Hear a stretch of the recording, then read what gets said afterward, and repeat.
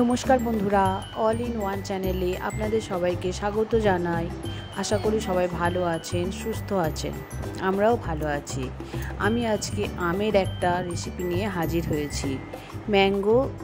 Mango jam বা আমের jam. আমের জ্যাম করার জন্য আমি আম নিয়েছি তিনটে আমকে ভালো করে খোসাগুলো ছাড়িয়ে নেব। একদম যেন সবুজ অংশটা না থাকে, একটু ডিপ করেই ছাড়াতে হবে। আমগুলো দেখুন আমার প্রায় পেকেই গেছে। আপনারা চাইলে একেবারে কচি আম নিয়েও করতে পারেন, সেক্ষেত্রে একদম জেলিটা একটু সবুজ হবে। আমার আমটা যেহেতু পেকে গেছে, তাই জেলিটা একটু হলুদ কালার হয়েছে। বলে রাখি, আমি এই জ্যামটাতে কোনো রকম ফুড কালার ইউজ করিনি, কিন্তু কত সুন্দর একটা কালার হয়েছে আপনারা জ্যামটা দেখলেই বুঝতে পারবেন। আমটা আমি 4 টুকরো করে নিয়েছি, নিয়ে মাঝখানে শক্ত অংশটাকে কেটে ফেলে দিয়েছি। দিয়ে মাঝখান থেকে আরও টুকরো করে নিয়ে আমটাকে জল দিয়ে আমি সিদ্ধ করে নিচ্ছি। প্রায় 2 কাপের মতো জল দিয়েছি, দিয়ে খুব ভালোভাবে আমটাকে সেদ্ধ করে নিতে হবে।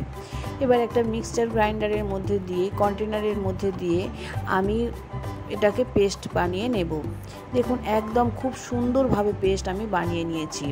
এবার বলে রাখি, আমটা সব আম কেমন আপনি তো বুঝতে পারবেন না, ছিবড়ে আছে কি না, সেই কারণে অবশ্যই ছেঁকে নেবেন। ছেঁকে নিলে দেখবেন যখন খাবেন মুখে পড়বে না, ভালো লাগবে। আমটা আমি ছেঁকে নিয়েছি, যে পাল্পটা বেরিয়েছে সেটা গ্যাসে একটা ফ্রাই প্যান বসিয়ে তার মধ্যে আমি সব পাল্পটা দিয়ে দিয়েছি। এবার চিনি প্রায় 400 গ্রামের মতো দিয়েছি। চিনিটা আপনারা আমের টক মিষ্টিটা বুঝে দেবেন। আমার আমটা বেশ ভালোই টক ছিল, তাই আমি 400 গ্রামের মতো চিনি দিয়েছি। দেওয়ার পরে খুব ভালোভাবে নেড়ে চেড়ে মিশিয়ে দিয়েছি। তারপরেও দেখছিলাম আরও টক লাগছিল, তাই আমি আবারও 1 টেবিল চামচ গুড় নিয়ে এর মধ্যে অ্যাড করেছি। চাইলে আপনি ওই গুড়ের বদলে চিনিও দিতে পারেন, বা পুরোটা গুড় দিয়েও করতে পারেন। গুড় দিয়ে করলেও খুব সুন্দর একটা টেস্ট হয়। দেখুন আমি দিতে সমস্ত গুড় চিনি মিশে গেছে, আমের রঙটা অনেকটাই চেঞ্জ হয়ে গেছে। কন্টিনিউ নাড়াচাড়া করতে হবে, একেবারেই নাড়াচাড়া থামানো যাবে না, তাহলে তলায় লেগে যাবে।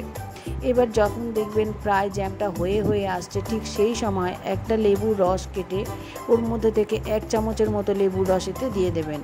খুব বেশি দেওয়ার দরকার নেই, 1 চামচ লেবুর রস দিলেই হবে। এবার জেলিটা হয়েছে কি না আপনি কিভাবে বুঝবেন? একটা প্লেটের মধ্যে কিছুটা পরিমাণ জল নেবেন, নিয়ে ওই জেলির একটা ফোঁটা দিয়ে দেবেন। যদি উপরে ভেসে ওঠে তাহলে বুঝবেন হয়ে গেছে। আমার জেলির ওই ফোঁটাটা ভেসে উঠেছিল, আমিও তাই বুঝলাম হয়ে গেছে। এবার যে জেলিটা হয়ে গেছে ওইটা সঙ্গেই বোতলের মধ্যে ঢালতে হবে, নইলে ওইখানের মধ্যে জমে যাবে, প্যানের মধ্যেই জমে যাবে।